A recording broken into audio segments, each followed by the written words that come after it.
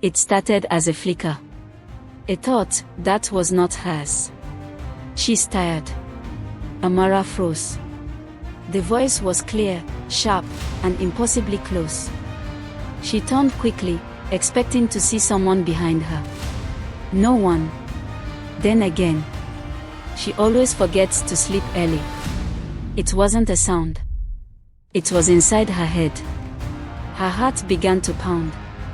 The day it began, nothing in the sky warned them. No thunder. No eclipse. No voice from the heavens. Just silence. Amara remembered the silence more than anything else. It was early morning in Lagos, where old stories still breathed beneath glass buildings and restless traffic. The city hummed as it always did, vendors shouting, engines coughing, distant music leaking from open windows. Amara stood on her balcony, holding a cup of tea gone cold, watching the sunrise crawl between towers and rusted rooftops. She had spent her life studying forgotten truths, ancient African myths, oral traditions, the quiet knowledge buried beneath colonized history. Her grandmother used to say, "The world has many layers, child. Some are not meant to be uncovered." Amara never believed that. Until that morning. Across the street, an old woman watered her plants, humming softly. Her lips moved, but not enough to form those words. Amara stared. And then, their eyes met. The humming stopped. The old woman's expression shifted, not to surprise, but to recognition. Fear. Pure, ancient fear. "You can hear me." The thought hit Amara like a drumbeat. She stumbled backward, knocking her cup to the ground. "No," she whispered. But the voice continued. "Oh God, she can hear me." Amara clutched her head. This isn't real. But it was. Because now, more voices. From the street below. From the neighbors upstairs. From everywhere. "I hate my job. Did she see my message? I wish I never married him. Steal it. No one will notice. Run." The thoughts flooded her mind like a broken dam. Amara dropped to her knees. It wasn't just noise. It was truth. Raw. Unfiltered. Merciless. By midday, the world had begun to fracture. People screamed in the streets, not from what they heard, but from what they could no longer hide. Secrets spilled without words. Lies collapsed mid-sentence. Smiles broke into horror. A man slapped his friend after hearing betrayal he was never meant to know. A woman ran into traffic after realizing her husband's love had died years ago. Children cried, not understanding why their parents suddenly looked like strangers. And through it all, Amara listened. Because unlike others, she didn't just hear chaos. She heard patterns. She locked herself inside her apartment, breathing heavily, trying to separate her thoughts from the thousands pouring in. This wasn't random. This wasn't evolution. This was something else. Late that night, when exhaustion finally pulled her into uneasy sleep, she dreamed. She stood in a forest she did not recognize. Ancient. Dark. The air thick with something watching. Before her stood a creature, tall, neither man nor beast. Its skin shimmered like shadows on water. Its eyes glowed faintly, like dying embers. When it spoke, the voice was not heard. It was felt. "You opened the door." Amara tried to speak, but her voice did not exist there. The creature stepped closer. Truth is not a gift. It is a burden. The ground beneath her shifted. Bones. Countless bones. She woke up screaming. Outside, the world had changed. Forever. By the second day, silence had become impossible. Not the peaceful kind, but the kind that used to exist inside people. It was gone. Amara had not slept. She sat on the floor, back against the wall, eyes hollow, mind stretched thin from the constant invasion. There was no off. No boundary. Every passing thought from every person nearby brushed against her consciousness like fingers she could not push away. She's still awake. The voice came from the apartment next door. Amora squeezed her eyes shut. I need to control this, she muttered. But how do you control something that isn't yours? Outside, Lagos had begun to unravel. The streets, once chaotic but functional, had turned volatile. Arguments erupted everywhere, not because of misunderstandings, but because of understanding. Too much of it. A couple stood in the street. You said you loved me. I do. But inside is mine. I'm only here because I'm afraid to be alone. The woman heard it. Her face changed. Not heartbreak.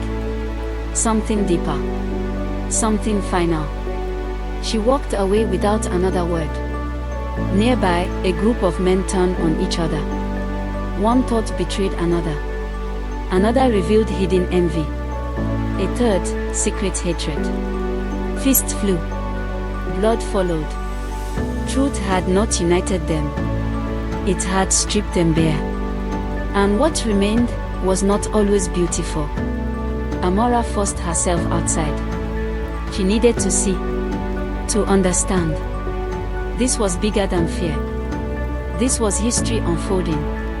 As she walked, the noise intensified. Hundreds of thoughts layered over each other. Desires. Regrets. Violence. Shame. Hope. But the hope was quieter. Always quieter. Then, something else. Different. Not human. Amora stopped. In the middle of the street. Because for the first time since this began, a thought came that was not chaotic. Not emotional. Not broken. It was calm. Ancient. They here again. Amora turned slowly. At the far end of the street stood a black dog. Thin. Still. Watching her. Its eyes did not move. But the voice continued. It has been long. Amora's breath caught. No. The dog tilted its head slightly. You remember nothing. And then, it smiled. Not like an animal. Like something pretending to be one. People passed by, screaming, arguing, collapsing into the weight of their own truths. But no one noticed the dog. Only Amora. She took a step back. What are you? She whispered. The dog's mind pressed into hers. Deeper than the others. Heavier.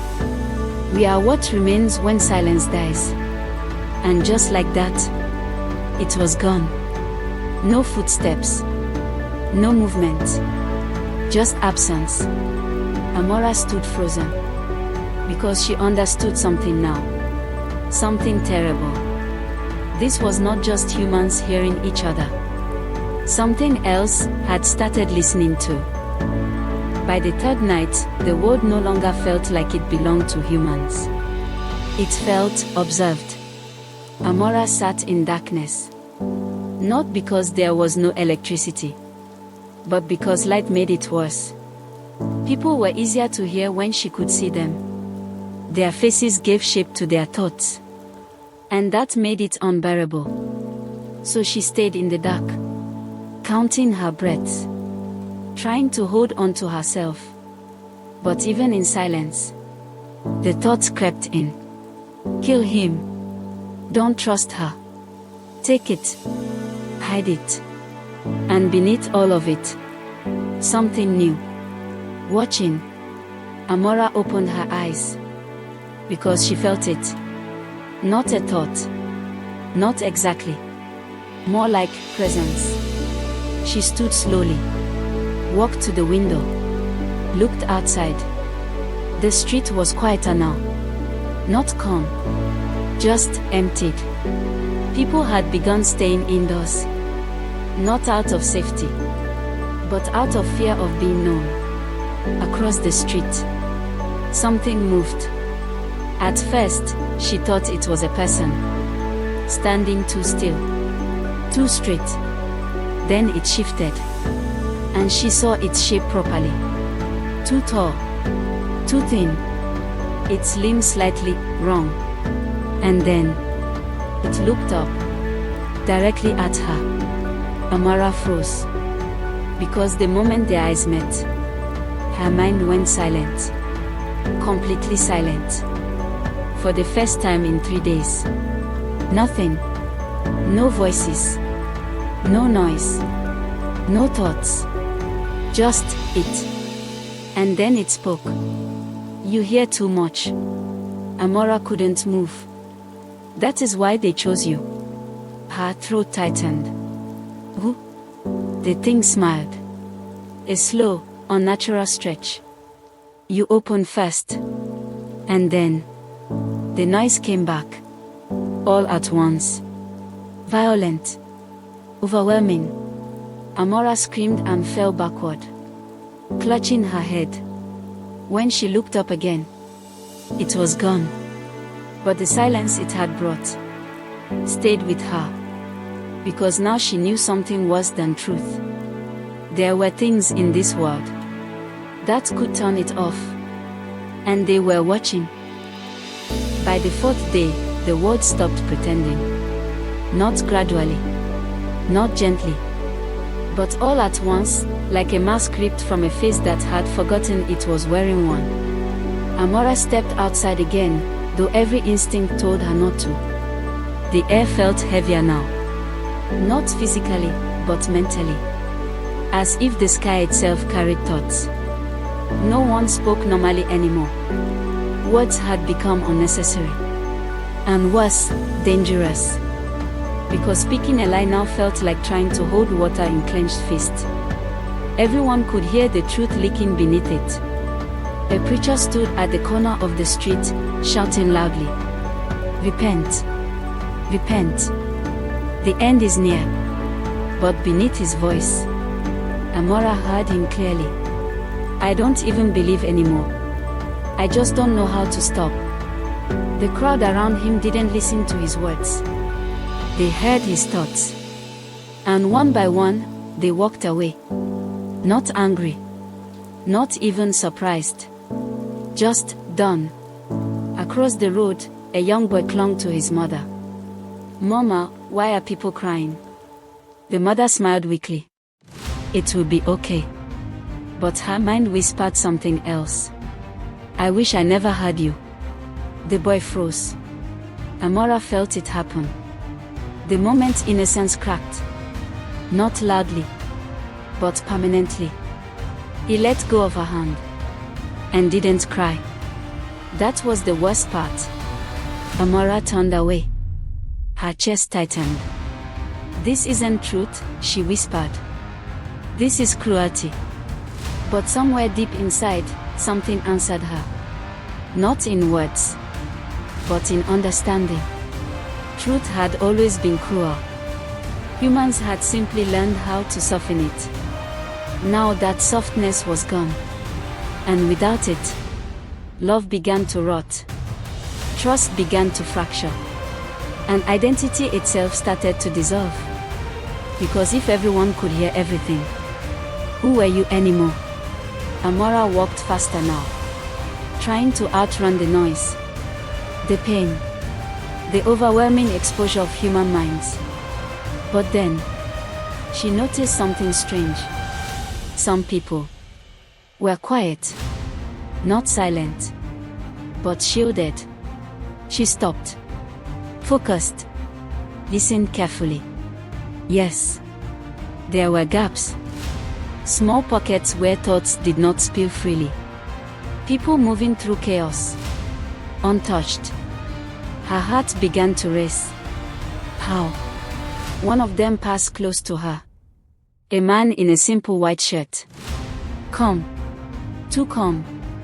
Amara reached out and grabbed his arm. "Wait." He turned slowly. And for a brief moment, she heard nothing. Nothing at all. Her breath caught. You're not thinking. The man smiled faintly. No, he said softly. I am. And then he leaned closer. We just learned how to stop you from hearing. Amora staggered back.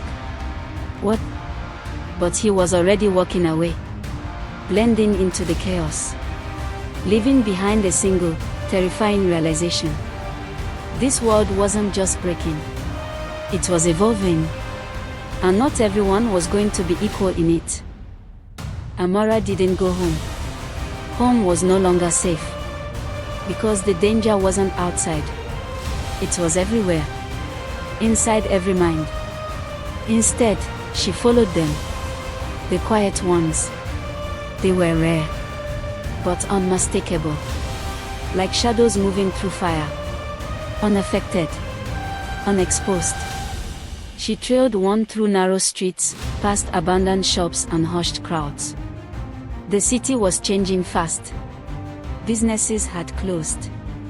Police sirens screamed endlessly, but no one responded anymore. Authority had lost its power. Because secrets had been its foundation. And now, there were none. The man she followed walked with purpose. Not rushed. Not afraid. As if he understood something the rest of the world didn't. Eventually, he turned into an old building. One Amora recognized. A museum. Closed years ago. Her heart skipped. Of course. A place of forgotten things. She hesitated at the entrance. Then stepped inside. Darkness. Dust.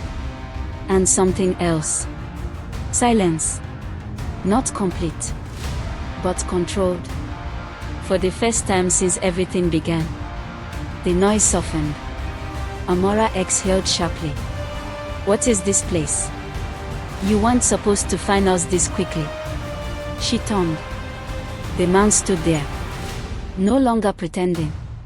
Behind him, others emerged. 5, 10, more. All quiet. All watching her. Amora swallowed. Who are you? The man stepped forward. We are what comes after truth. She frowned. That doesn't mean anything. He tilted his head slightly. It will. One of the others, a woman with tribal markings on her arms, spoke. You can hear everything, can't you? Amora hesitated. Then nodded. The woman's expression darkened. Then you're dangerous. Amora stepped back. I'm not. You are, the man interrupted calmly. Because you haven't learned control. Control. That word again. How are you doing this? Amora asked. How are you hiding your thoughts? The group exchanged glances. Not with words. But with something deeper. Something coordinated. Then the man answered. We didn't learn it. A pause. We were taught. The air shifted. Amora felt it immediately. That presence again. Watching. Listening. By what? She whispered. No one answered immediately. Until, from the darkness behind them, something moved. Slow. Heavy. Deliberate. And then, a voice. Not human. Not animal. By us. Amora's blood ran cold. Because she recognized it. The same presence from her dreams. The same voice that said, you opened the door. It stepped into the light. And the room itself seemed to recoil. The creature was tall. Too tall. Its body elongated, like it had forgotten the proper shape of bones. Its skin shimmered, not like flesh, but like something between shadow and reflection. And its eyes. They were not empty. They were full. Too full. As if they contained thoughts that did not belong to one being. Amora couldn't breathe. You see us now, the creature said. The words didn't echo. They pressed. "What are you?" Amora asked, her voice barely holding. The creature tilted its head, almost curious. "We are what listens when humans stop speaking." Amora's chest tightened. No, that's not possible. But somewhere inside her, she knew it was. Because these things, they weren't new. They had always been there, listening in silence, feeding on what was never said. Until now. Now, everything was being said, and they had nowhere left to hide. The man stepped beside Amora. "They are called keepers," he said quietly. Amora glanced at him. "You trust them?" He didn't hesitate. "We don't have a choice." The creature moved closer, each step unnatural, too smooth. "You fear truth," it said. Amora shook her head. "I fear what it's doing to us." The creature's gaze deepened. Humans were never meant to hear everything. A pause. "That is why we existed." Amora felt her mind spin. "You filtered us. We held your silence." The room fell into a deeper stillness. Suddenly, everything made sense. The lies, the misunderstandings, the hidden thoughts. They were not flaws. They were protections. And now, they were gone. Why did it stop? Amora asked. Why can't we hear everything now? The creature stared at her. Longer this time. And when it spoke, its voice carried something new. Something close to warning. Because you opened the door. Amora's heart stopped. No, she whispered. I didn't do this. But the creature stepped closer. You searched for truth beyond memory. Images flashed in her mind. Ancient text. Forbidden symbols. A ritual she had studied, but never completed. Or so she thought. Her knees weakened. What did I do? She whispered. The creature leaned in. Closer than anything should be allowed. You listened. A pause. And something answered. The room grew colder. Because now, Amora understood the real horror. This wasn't happening to humanity. Humanity had triggered it. And she was the reason. The old museum had once been a colonial archive. That was what the city record said. It had stored carved masks, broken terracotta figures, bronze heads stolen from shrines, bone flutes taken from burial grounds, and sacred stones labeled as cultural artifacts by people who did not understand that some objects were not meant to be touched at all. But beneath the museum, below the locked exhibits and dust-heavy corridors, there was another chamber. A place no blueprint mentioned. A place older than the city built above it. Amora learned of it because the keepers did not speak in full answers. They pulled truth out slowly, the way one might pull a thorn from flesh, careful not to break it, careful not to push it deeper. The tall creature, whose body shimmered like moonlight on oil, turned its amber eyes toward a narrow hallway at the rear of the room. The quiet humans parted without a word. Come, said the marked woman. Amora followed, though something in her body resisted every step. The air grew colder as they moved. Not ordinary cold. This was burial cold. Shrine cold. The kind of cold that clung to places where names had been whispered for centuries and not once with love. At the end of the corridor stood an iron door green with age. Symbols had been etched into it, then scraped away, then etched again. Some she recognized from old manuscripts in Saka and Ife. Some resembled Nsibidi marks twisted into warning signs. Others looked older than script itself, like memory trying and failing to become language. On the ground before the door lay white chalk circles, dried kola nut pieces, chicken feathers blackened with soot, and strings of cowries split down the middle. Amora stopped. This is not a museum chamber. No, said the man in white. It is a seal. The word made her stomach tighten. The keeper stepped forward. For the first time since Amara had seen it, it lowered its head as if before an altar. Long before your cities, before your roads, before your books imprisoned what your elders once sang, it pressed into her mind. There were places where thought and spirit touched. Amara saw flashes then. A red earth clearing beneath a baobab. Women with white clay on their eyelids. Men in raffia masks beating drums beneath a starless sky. A diviner kneeling before a bowl of water gone black. And around them, unseen but present, things that fed not on blood or flesh, but on secrets, vows, envy, grief, hunger, unfinished curses. My grandmother, Amara whispered, used to say silence has owners. The marked woman looked at her sharply. Then your grandmother knew more than she told you. The keeper continued. Humans survived because there were boundaries.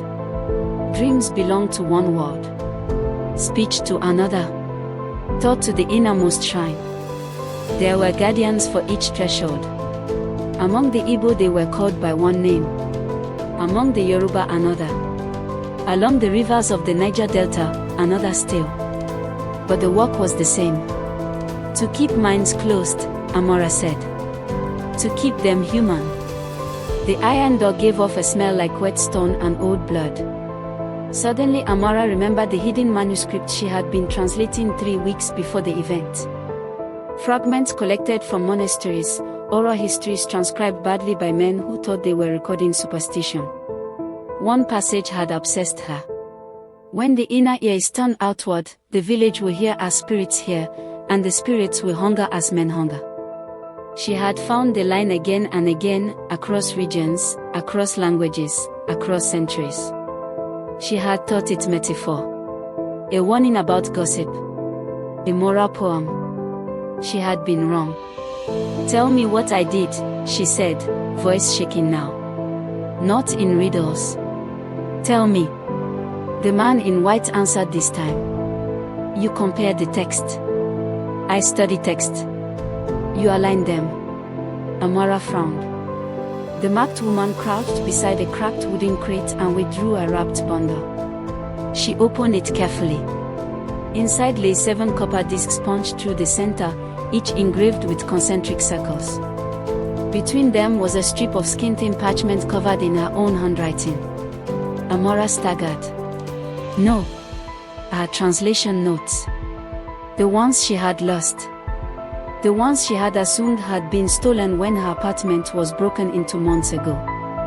You used a pattern that repeats in old shrine maps, burial songs, and memory rites, the marked woman said. You did not know what it was.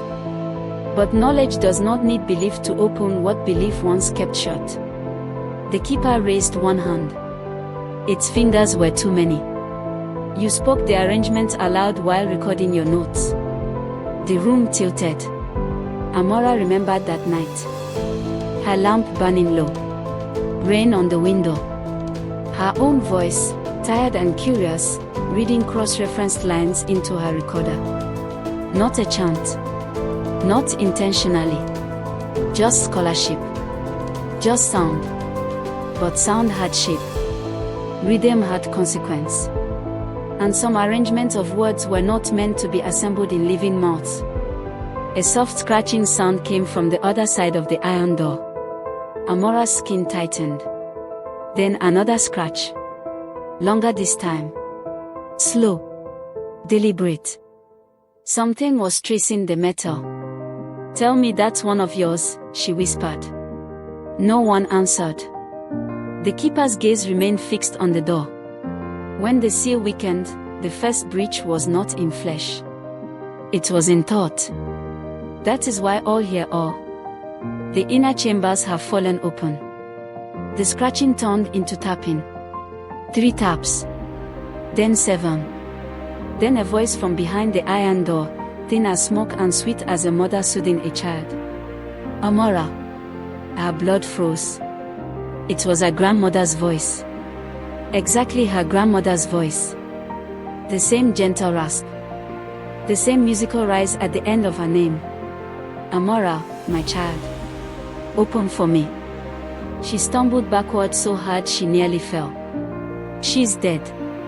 The marked woman did not look at her. It studies. The voice came again, now slightly wrong. Too warm. Too eager. You always wanted truth, Nem. Open. Let me tell you what your mother hid from you. Amora felt a sharp pain behind her eyes. Because mixed beneath the false grandmother's tone were dozens of other thoughts, fluttering, hungry, layered like bats behind a cave wall. The keeper at last turned to her. The door beneath memory does not open only inward, it pressed. Now it opens both ways. The tapping became laughter. Low at first. Then many voices, laughing through one throat. And all at once the chalk circles on the ground cracked. The first true massacre happened that night. Later, survivors would give it different names depending on what they had seen. In the north, some called it the Night of Open Skulls.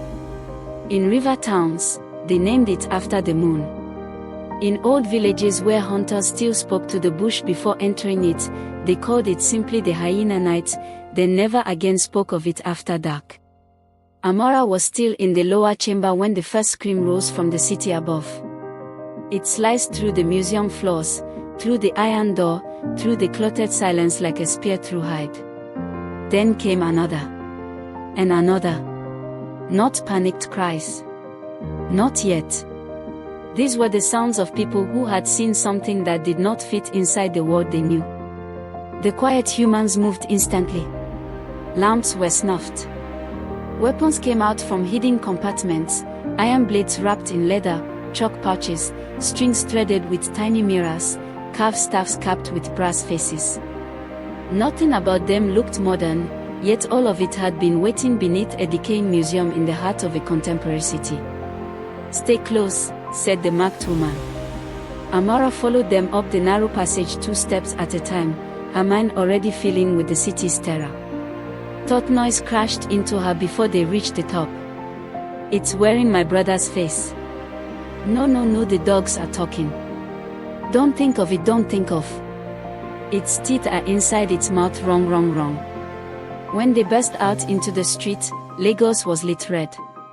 At first Amara thought buildings were burning. Then she looked up. The moon itself had changed. It hung swollen and rust-colored above the city, so low it looked close enough to touch. Its light smeared rooftops and glass towers in the color of open flesh. And beneath that moon, they moved. At the end of the street, something loped on all fours through overturned market stalls. It was roughly the size of a hyena, but leaner, longer, with a back that bent too fluidly. Its fur appeared patchy, then scaled, then furred again depending on how long she looked. Another climbed onto a bus roof with spider-like ease. Another stood near a gutter chewing something human. A child's shoe lay beside it. Amora stopped breathing. "What are those?" The keeper beside her did not turn. "Thought eaters. Carrion spirits. Bush scavengers from the edge places. They have many names where memory survives. Tonight you may call them what your fear understands." One of the creatures lifted its head. Its muzzle was wet and red. But the eyes were worst of all, not animal eyes, not demon eyes, but human eyes, changing rapidly from one face to another. A woman's eyes. Then an old man's. Then a boy's. Then none at all. It opened its mouth and from it came not a growl but a burst of stolen thoughts. "Help me, please don't leave, I never meant to, Mother." Amora clutched her head. "They are feeding from mines," she whispered. The marked woman threw white powder into the road. "They are feeding from what spilled when the seal broke." Sirens wailed somewhere in the distance. Then cut off abruptly. A group of people ran around the corner, half mad with terror. They did not see the symbols being drawn in the street. They did not see the quiet humans forming a line. They only ran. The first hyena thing sprang.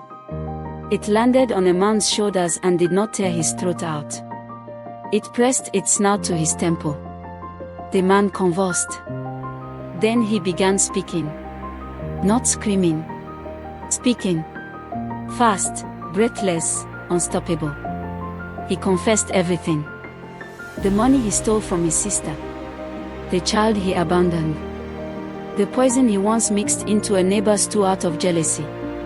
The prayer he faked. The burial he disrupted.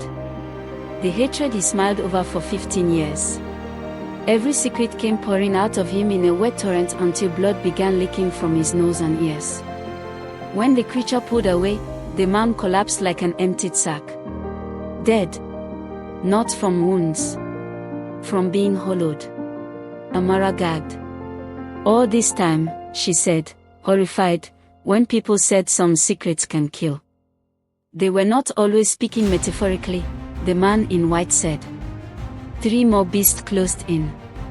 One of the quiet humans struck a brass gong once. The sound that rang out was deep and ugly, like metal dragged through a grave. The nearest creature shrieked. Its body split at the jaw, opening wider than bone should allow, and for one instant Amora saw inside it. There were faces there. Pressed against the inner flesh. Human faces, mouthing silent words. She nearly screamed. The fight that followed did not feel like battle. It felt like ritual interrupted by slaughter. Mirror shards were flung. Chalk burn blew in the air. A keeper stretched itself impossibly tall and wrapped one beast in shadow so thick even the red moon could not penetrate it. The thing inside that darkness cried with the voice of a newborn and an elder dying at once. But for every one they drove back, 2 more appeared. And now other animals were changing too. Dogs gathered at crossroads, sitting upright like judges. Bats circled low even though it was not yet deep night, tracing symbols against the sky. A goat stood on a staircase landing, staring at Amora with the blank patience of something awaiting instruction from another realm. Then the city's thoughts shifted. Not terror now. Recognition. Across thousands of minds, one idea spread like plague. The old things have returned. A woman on a balcony threw salt over her shoulder and began chanting in Arobo. A motorcyclist painted his forehead with engine oil and ash. Somewhere a talking drum started, frantic and uneven. In another district, mothers began tying red thread around their children's wrists. The modern city was reaching backward toward old protections it had mocked a week before. Too late. One of the hyena things leapt onto a police van, turned toward Amora, and spoke in a voice made from many people she had loved. You opened us, it said. Then it smiled. And behind its teeth, the red moon throbbed. They fled before dawn. Not because they had won, but because remaining in the city after the red moon set was even worse. Night belonged to the hunters. Morning belonged to what remained. The streets stank of urine, smoke, blood, and panic. People emerged from homes with the slow, broken movement of those who had survived something too large to understand. Some were carrying machetes. Some carried Bibles. Some carried cowries, carved idols, packets of salt, old photographs, or gourds of river water. More than once Amora saw someone speaking tenderly to a corpse as if it were still listening. And in many places, there were no bodies. Only clothing. Only shoes. Only pools of red-black fluid that hummed faintly if one stood too close. The quiet humans moved Amara westward first, then north, changing vehicles twice, then abandoning the road entirely. The keepers did not tire. They flowed between trees and ruins with the patience of beings to whom distance was an insult rather than an obstacle. By evening they reached a village that should not have existed where it did. Amara knew enough geography to feel the wrongness immediately. They had left the city, yes, but they had not traveled far enough to arrive at a settlement this old, this hidden, this untouched by electric poles or telecom masts. Yet there it was, mud walls painted with spirals, compounds arranged in a crescent, cooking fires already lit, the air thick with leaves and wood smoke. Children did not run toward them. No one welcomed strangers. Instead, old women sitting on low stools turned their clouded eyes toward Amora as one might look at a person carrying a contagious curse. A huge sycamore tree stood at the edge of the village. Its roots rose from the earth like coiled serpents. White cloth strips hung from its lower branches. Beneath it were calabashes, feathers, broken mirrors, small heaps of kola nuts, and a shallow pit ringed with skulls of animals Amora could not immediately name. The moment she saw the tree, something inside her recoiled. "No," she said quietly. "No, I know this place." But she had never been there. The marked woman nodded once. "Your blood knows it." An elder came forward. He wore no crown, no robe of office. Only plain cloth and a necklace made of seeds black as burnt ice. When he looked at Amora, she felt him not reading her thoughts but listening around them. "This is the child?" he asked. "It is," said the man in white. The elder studied her face with painful calm. "Then she should not have been brought here." Amora's patience snapped. "People are dying. Those things are loose in the city. I opened something I don't understand and none of you are explaining enough. Start speaking to me like I'm alive." The village women murmured. Not offended. Impressed. The elder gave a dry smile. "Good. Fear has not yet eaten your tongue." He pointed to the sick cotton tree. "You will sit there tonight." Amora stared at him. "Why?" "Because that is where she waits." The sun dropped lower. A wind moved through the tree, though no other tree in the village stirred. The cloth strips hanging from the branches fluttered, then twisted, then seemed to reach. Amora heard it before she saw it. A woman humming.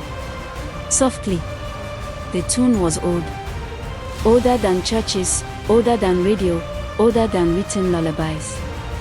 It was the sort of melody mothers borrow from their grandmothers without knowing who first sang it. Amora's eyes rose slowly toward the branches. There, draped across one of the thick limbs as though reclining on an invisible bed, was a woman in white. No one had been there a heartbeat before. Now she was. Her wrapper was spotless despite the dust. Her skin gleamed dark and smooth in the fading light. Long hair fell around her face like wet roots. Around her ankles were bells made not of brass but tiny finger bones tied with red thread. Her eyes were silver. Not blind. Silver. She smiled without warmth. Amora did not need anyone to tell her this was no ordinary spirit. Among some people she would have been called a tree mother. Elsewhere a wandering madam of the threshold. In older stories she was one of those women found at crossroads at twilight, beautiful, calm, impossible, and those who followed them were never buried whole. "She was here before the village," the elder said quietly. "Before our dead. Before our names. We call her Eneni Ochichi, mother of the quiet branch." The woman in the tree stopped humming. Then, with impossible grace, she stepped down. Not climbed. Stepped. As though the air were a staircase only she could see. She stood before Amora and inhaled once near her throat, like someone smelling food. "This one is torn open," she said. Her voice was musical and rotten at the edges. Amora's knees trembled, but she did not step back. "What are you?" The silver-eyed woman smiled wider. "I am what wise villages fed with offerings so I would eat their secrets and leave their children sleeping." She leaned closer. "But no one feeds us now. Cities bury shrines under concrete and call themselves modern. Then they wonder why hunger returns with teeth." The bells at her ankles chimed. The sound made 3 chickens in the compound drop dead instantly. No one reacted. They had expected it. The woman circled Amora once. "You smell of archives. Ink. Dead languages. Broken seals. And guilt." Amora clenched her jaw. Can you help me close it? The woman stopped behind her. For a moment Amara felt cold fingers hover just above the back of her skull. Then the woman whispered directly into her ear. Yes. Hope flared. Then the woman finished. But first you must let me show you what was placed inside your mind before you were born. Amara turned sharply. The woman was already back under the sick cotton tree. Around them the whole village had gone still. Even the insects were silent. The elder looked suddenly older than the ground itself. Tonight, he said, you will dream beneath the tree. If you survive what it shows you, we may yet save what remains of the world. Amara looked up into the branches. Dozens of shapes hung there now. Not cloth. Not fruit. Bodies. Dry, cold, whispering bodies wrapped in white. And as the last light faded, every one of them opened its eyes. They did not give her a choice. No one tied her. No one forced her. That was the worst part. Amara walked to the base of the sick cotton tree on her own. Because something inside her already knew.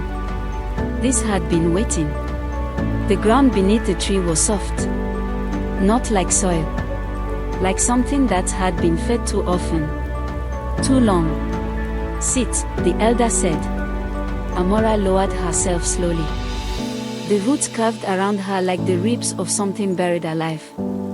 Above her, the hanging body swayed gently, though there was no wind. Their eyes remained open. Watching. Always watching. Do not fight what you see, the elder continued. Do not lie in your mind. Amara almost laughed. Lie.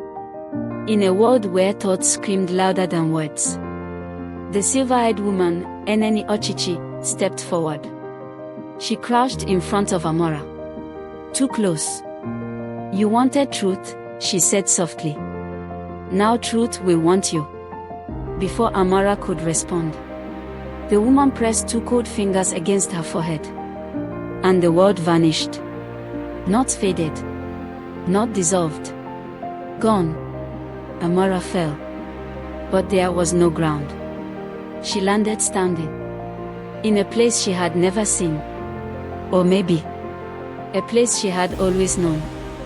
A forest. But not like any forest she had studied. The trees were too tall. Too still. Their bark pulsed faintly, like breathing skin. The air tasted thick. Heavy with something ancient. Then, voices. Not human. Not animal.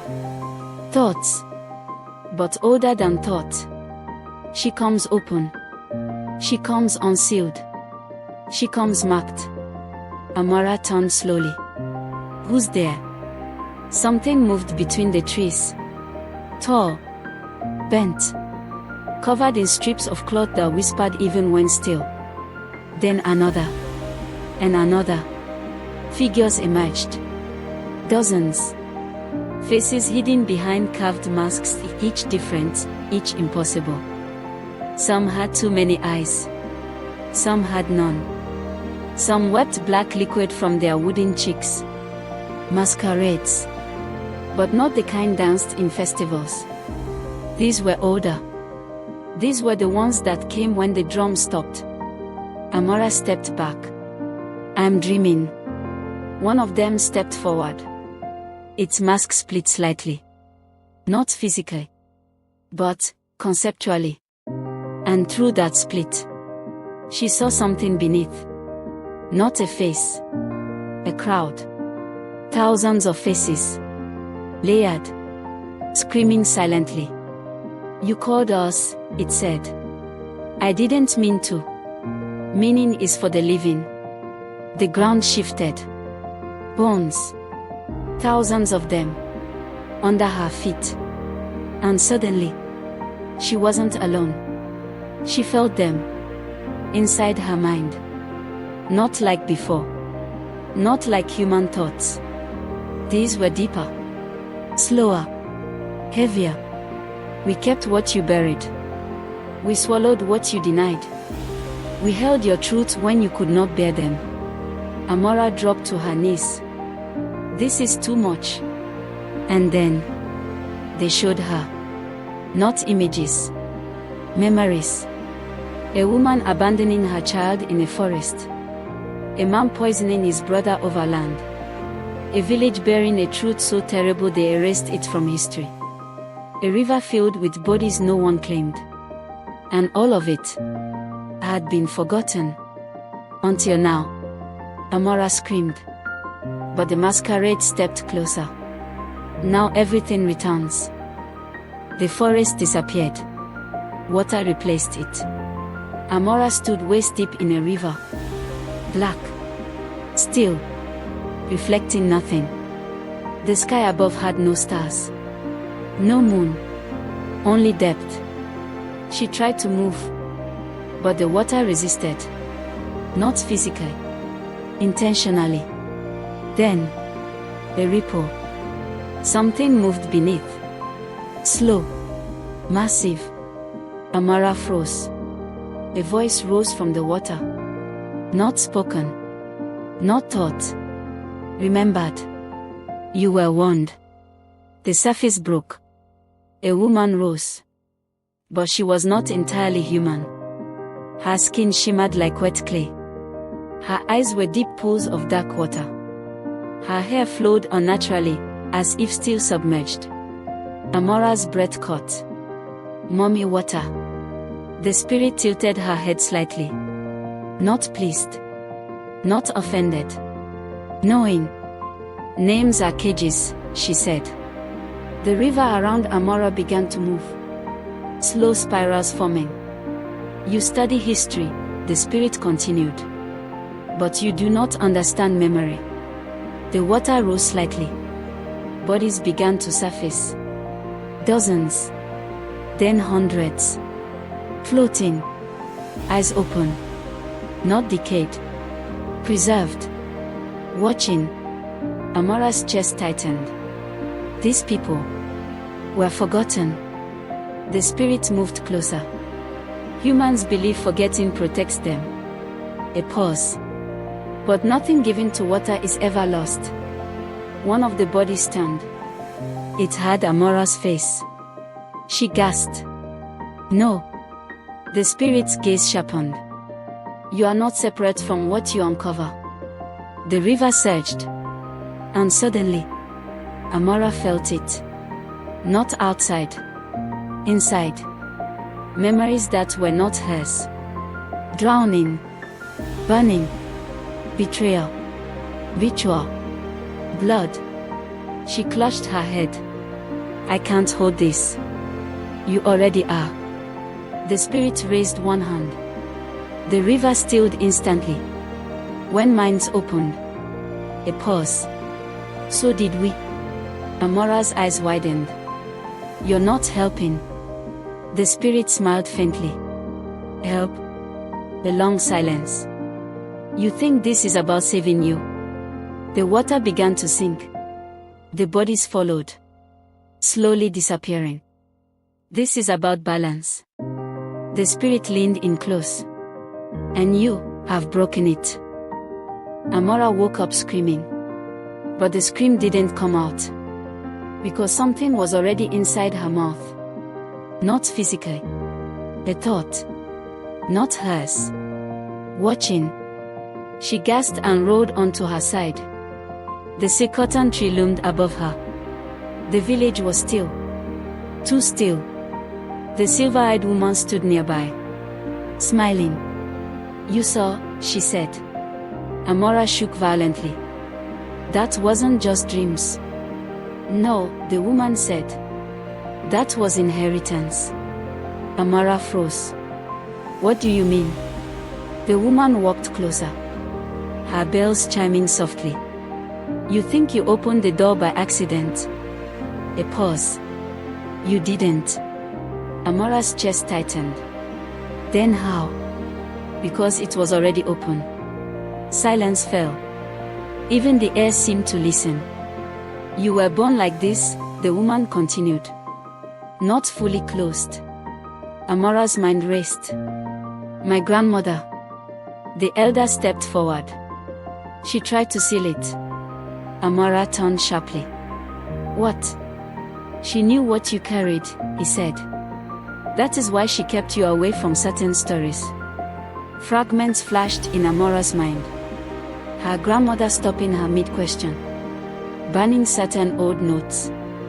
Refusing to translate specific symbols. I thought she was just being superstitious. The elder shook his head. No. A pause. She was afraid. Amora's breathing grew uneven. Afraid of what? The silver-eyed woman leaned in. Closer than comfort. Of what was planted in your bloodline. The ground beneath Amora seemed to shift. What are you saying? The woman's smile faded slightly. Long ago, there were humans who made agreements. Amora's heart began to pound. With what? The woman's eyes glowed faintly now. With the keepers. Amora shook her head. No. They traded silence, the woman said. For knowledge. A pause. And some of that knowledge. She tapped Amora's forehead. Was never meant to stay asleep. Amora staggered back. This isn't possible. But the keeper behind them spoke. It is. The air thickened. Your line was used as a bridge. Amora felt something inside her shift. Like a door. Slowly opening. Stop, she whispered. But it was too late. Because now, she could feel them. Not around her. Inside her. Watching. Waiting. Listening. And for the first time, something inside her listened back.